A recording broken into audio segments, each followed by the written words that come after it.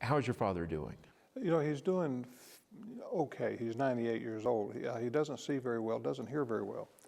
But his mind is still clear, and he still has a good appetite. He just, because he doesn't hear well, so much of the conversation, you know, he just doesn't understand or doesn't get. What's that like, seeing him in that condition compared with the man that we all see giving the sermons? What a voice he had. Well, sometimes I'm able to communicate to him, you know, about somewhere where I've just preached, you know, and his comment will be, "Praise the Lord."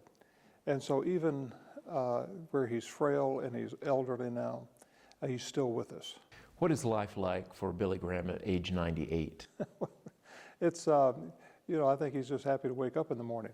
And he's got we got great caregivers around him. He's in his own home, but we have two people around the clock with him at the house and that care for him. And that's really his family. These are people he sees every day. He loves them very much. But he said he was going to live to 100. So he's got 2 years, but I hope he lives longer than that. Any birthday celebrations planned? We saw the big celebration a few years ago for his 95th birthday, right. But obviously his condition isn't quite what it was. We're not going to be doing any more of those kind of celebrations. He's not able to do that. But one thing that he loves are these kind of cheap birthday cakes that you get at the grocery store that's got that lard icing on it. And we're just going to give him one of those cheap cakes with lard icing and let him have at it. The good stuff. The good stuff. You know what my father's favorite meal is? What's that? And this is what he's going to have on his birthday. Vienna sausages cold out of a can and cold pork and beans out of a can. Because when he was a boy on the farm, they'd go to a little country store, and that's what they had for lunch. A can of Vienna sausages and just, again, cold right out of the can, and pork and beans. And that's my father's favorite meal. And so we're going to give him his favorite meal on his birthday. A very simple meal. Most people probably wouldn't think about Billy Graham loving that. So maybe that's his longevity. Maybe it's Vienna sausages. I don't know. How closely is your father, you think, watching this election?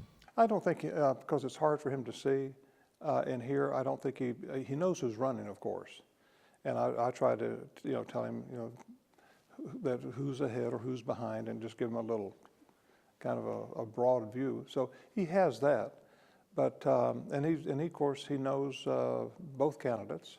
He knows Hillary quite well, and he knows Donald Trump quite well. So if whoever wins, you know, my father's has had a part or has had an influence at some point in their life. He has met with every U.S. president, going back from Truman all the way up to President Obama. Do you foresee any more meetings of that kind, or is his condition not going to allow that? That's not going to happen anymore, no. But as you mentioned, he has had that relationship with Donald Trump and Hillary Clinton, so in some way that continuation Donald Trump came to his 95th birthday, and we invited Hillary, but she chose not to come. Your father is turning 98 on the eve of the election.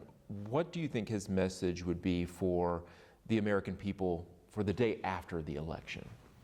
Well, I think if he could speak into that, I think it would be, we need to pray, we need to come together as Americans.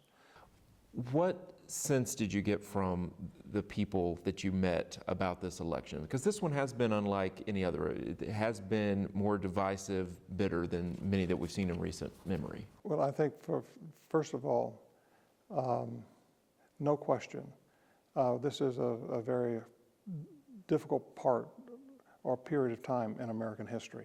And people realize that the Democratic Party is not going to solve the problems, and the Republican Party cannot solve the problems. Only God can solve them. They say, well, we don't like Trump and we don't like Hillary Clinton. It has nothing to do with it. It's about, because one of the two are going to be our president, whether you like it or not.